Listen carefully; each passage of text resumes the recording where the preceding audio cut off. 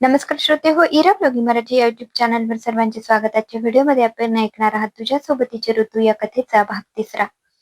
रिया, इकडे ये. आजीने तिला जवळ घेतलं. तुला कोणी दोष देत नाहीये बाळा, यात तुझी चूक नाही. उलट तुझ्यावर कोणी बोट ठेवू नये, तुझं भविष्य चांगलं व्हावं यासाठी आम्ही भूतकाळ विसरायचा प्रयत्न केला. तुला नव्याने समजलेला भूतकाळ तूही विसरायचा प्रयत्न कर.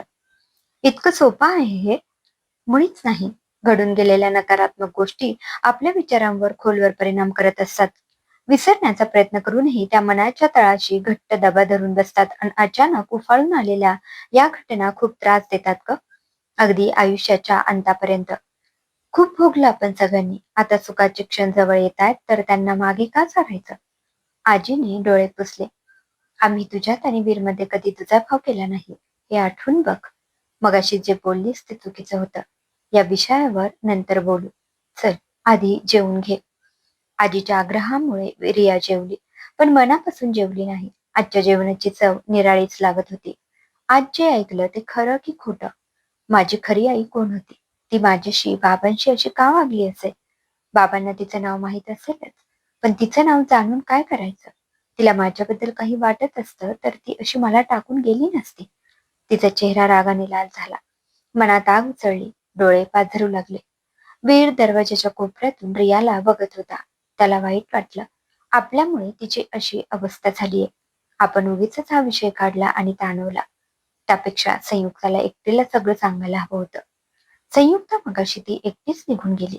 त्याने फोन लावला, पण पलीकडून फोन उचलला जात नव्हता. आई, तू पुन्हा माझ्या बायकोचा अपमान केलास तर माझ्या इतकं वाईट कोणी नाही, हे लक्षात ठेव. परिस्थिती कोणतीही असो, त्याचा राग संयुक्तावर निघालाच हवा, हो ना?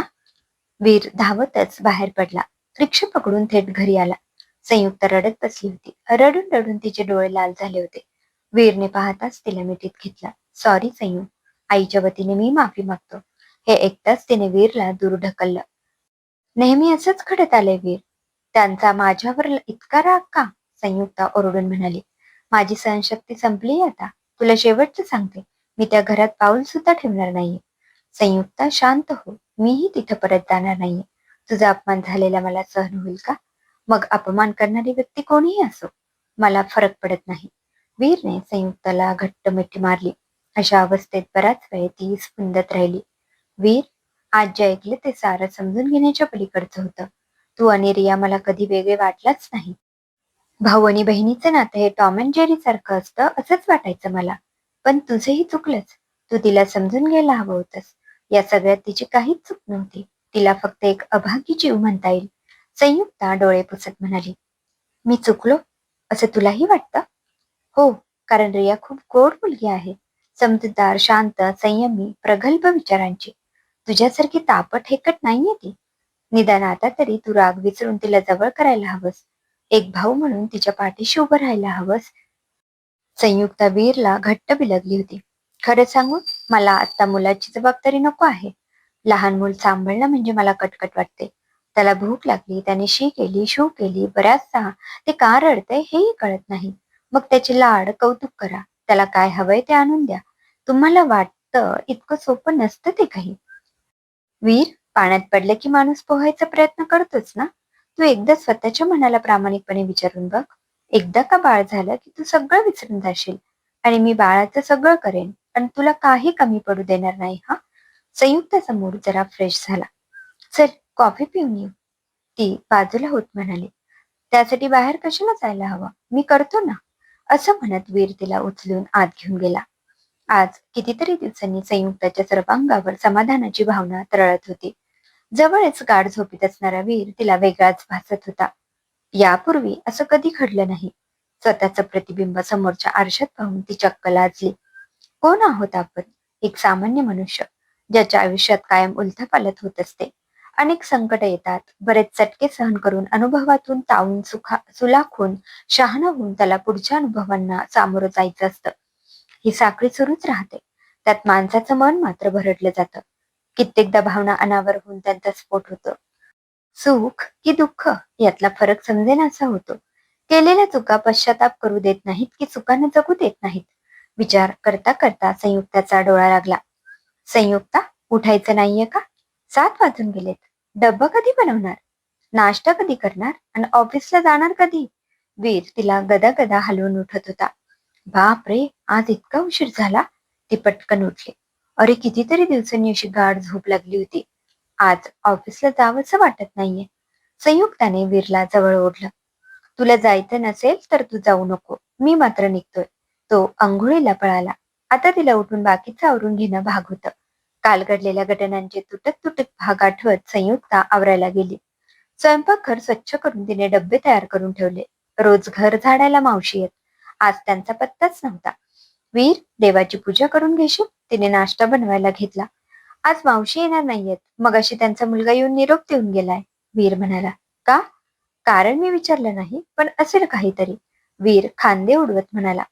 आपण फुकट पगार देत नाही आणि घेतही नाही वीर. या महिन्यातील त्यांची 8वी सुट्टी आहे. निदान कारण तरी कळायला हवं ना. संयुक्ता वैतागून म्हणाली. आपल्याला वेळ नसतो म्हणून आपण दुसऱ्याला मदतीला म्हणून बोलावतो, पण त्यांचे नखरे सहन करावे लागतात ते वेगळेच. इतक्यात बेल वाजली. आता गडबडीच्या वेळी कोण आलं असेल?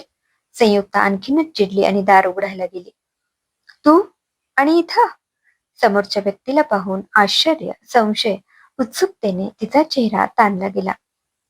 सॉरी, इतक्या लवकर आले म्हणून, पण येणं आवश्यक होतं. बैस, मी आलेच. संयुक्ता दडपे पोहे घेऊन बाहेर आली.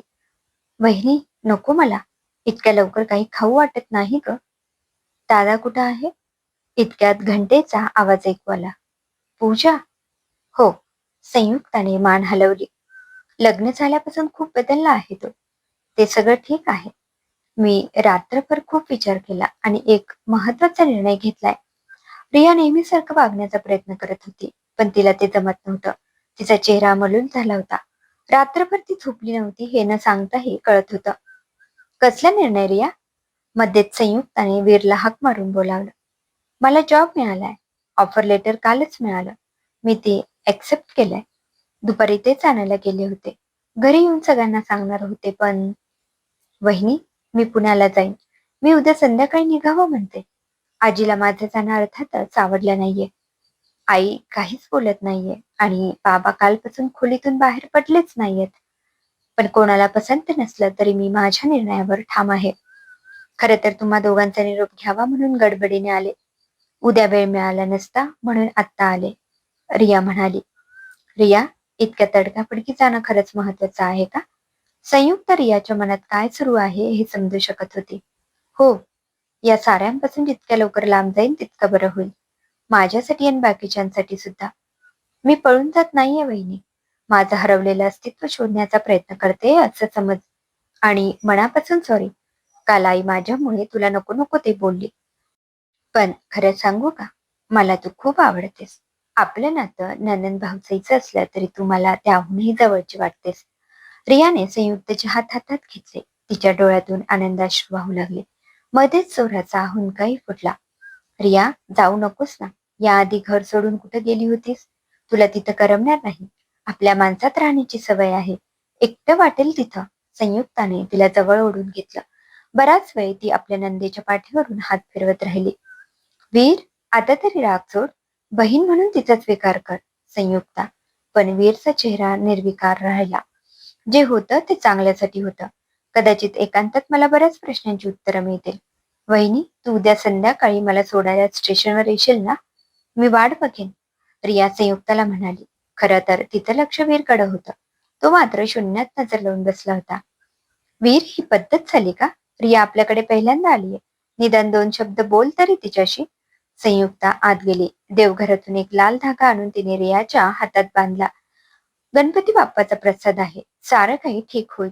संयुक्ताने 2,000 रुपये तिच्या हातावर ठेवले. नाही म्हणायचं नाही. ठेवून घे. अडीनडीला लागतील. वहिनी, रियाला पुढं बोलवेना. ती एकसारखी वीरकडे पाहत होती. तो काहीच प्रतिसाद देत नाही म्हटल्यावर ती आली तशी निघून गेली. तुझं वागणं मला अजिबात आवडलं नाहीये. सख्खी नसली तरी तुझी बहीण आहे ती. आणि हे नातं तू नाकारू नयेस. संयुक्ता आवरायला पळाली. आज संयुक्ताचं कामात लक्ष लागत नव्हतं. एखाद्या चित्रपटाची कथा शोभावी अशा घडून गेलेल्या घटना पचनी पडणं कठीण होतं. संयुक्त विचार करत होती. उषाताईंचा स्वभाव विचित्र असला तरी त्यांनी रियाला मुलगी म्हणून स्वीकारलं होतं. ही फार मोठी गोष्ट होती. आपल्या नवऱ्याची चूक असली तरी आकांतांडव न करता सासूच्या पाठिंब्यावर घर चालवलं होतं. आपला संसार मोडू दिला नव्हता. जवळपास सगळ्या स्त्रिया हेच करतात. नवरा चुकला तरी ती चूक पदरात घालून आहे त्या परिस्थितीत संसार करतात. कारण त्यांना माहेरी जाण्याची सोय नसते. लोकापवाद, समाजाची भीती आणि घरातून बाहेर पडल्यास एकटीने कोणत्या प्रसंगांना तोंड द्यावं लागेल हे सांगताही यायचं नाही. तिने वीरला फोन लावला. ठीक 6 वाजता गाडी सुटेल, त्याआधी मी निघेन. बसने येईन, तूही तिथंच ये. प्लीज नाही म्हणू नको, नंतर तुलाच पश्चाताप होईल. तो काही बोलणार इतक्यात संयुक्ताने फोन ठेवून दिला. का कोणास ठाऊक, पण तिला आपल्या आईची खूप आठवण आली. आज तू असायला हवी होतीस आई. क्षणोक्षणी तुझी कमी जाणवते. तू जवळ असावीस असं वाटतं, पण ते शक्य नाहीये. खूप साऱ्या गोष्टी बोलायच्या राहून गेल्या.